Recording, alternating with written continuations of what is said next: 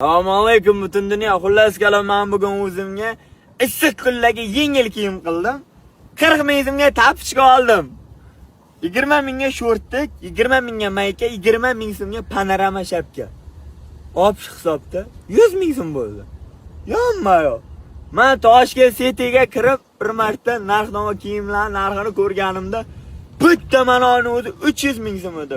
Tapichka, shatay, men o'lgan shatay 500 ming so'm edi. Ularni emsin borki, sal qoluvdi borki, mazam qochib qolishga. To'g'ri, ba'zi bir odamlar topayotgan puli mensimaydi o kiyimlarni narxini. Lekin bizlar oddiylar, oddiy harakat qilib yashash davom etaveramiz.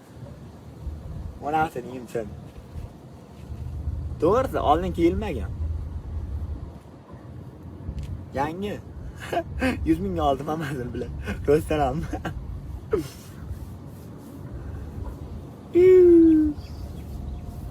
Nimaga bu videoni qo'yapman hayronman. Xullas shunaqa gaplar, yangi kiyim qildim. Qo'yib yuboraman, nima bo'lsa bo'ldi. O'sha bu ham rekta.